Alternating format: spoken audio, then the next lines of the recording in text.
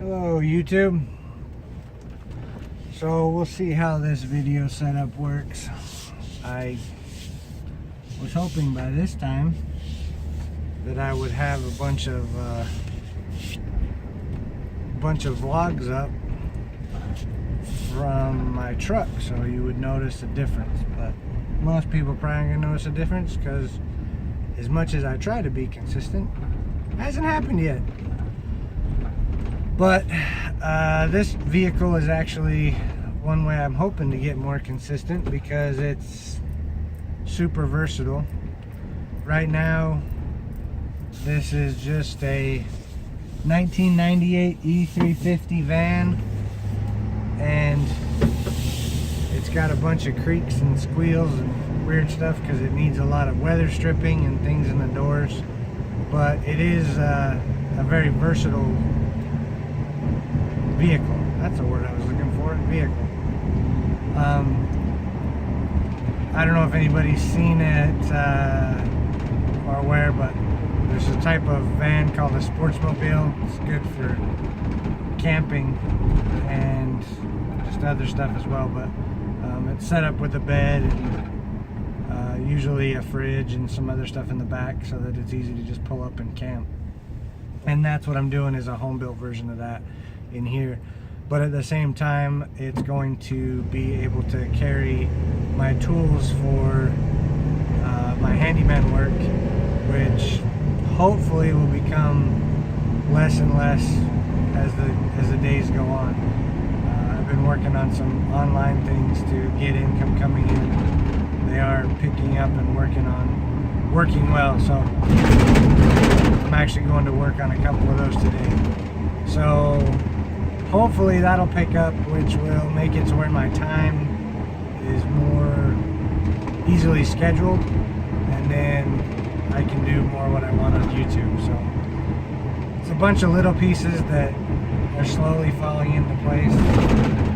I had to learn a very important lesson, which is I read a book the other day. It's actually written by a client of mine. I did some work for it, and it basically says that as a human, we can do anything we set our mind to, which I've always known that. If you want to do it, you can do it.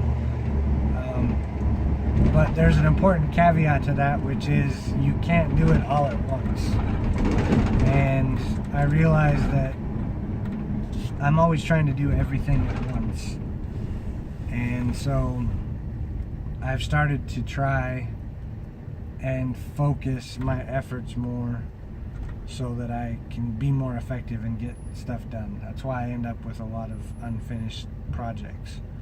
So hopefully the audio won't be terrible on this. Like I said, right now the van is a big empty shell. So this will be hopefully some project videos coming up. But right now it's a big empty shell. Like I said, it's a 98 E350. It originally was 15 passengers. I bought it at an auction from the state of Colorado. It was one of their prison work vehicles. So you see the guys out working on the side of the road. It was transported those around to clean up the roads and stuff. So it was a little worse for wear, but because it was a state fleet vehicle, mechanically it was very well maintained. So I mean, 130,000 miles, it runs like brand new because it's the Ford 5.4. So I mean, it's just a tank of a motor. But I do need to get the windows all tinted. Is one of the first things to come up, so it's not a big fishbowl. I already did get a new stereo put in it that has nav built in and things like that. Got some speakers to put in the doors. And then I have a whole bunch. It's been so cold and had a ton of snow, I haven't had time to mess with it. I had to pull all the headlights out, replace the door and the front fender because they bumped into something and put a big dent in both of them. So I had to get the parts and put that all together. So that's all back together on the outside. So now I've got to get the, what is it called? I think it's Fat Mat is the brand that I bought. It's noise dampening to go on the big panels so that it doesn't vibrate, because even after you put, it's going to have a custom interior in the back, but there's still going to be a lot of open space in the back because I want to have room for cargo in there.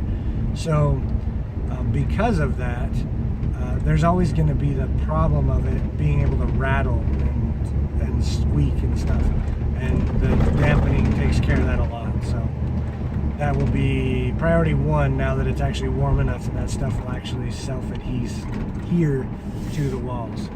So I'm going to take it over to my buddy's shop and have him get it all tinted up, and then start working on it from there. Now that hopefully spring is here in Utah, we end up usually with another snowstorm or two after February, but it is starting to feel more like spring, so my second favorite season.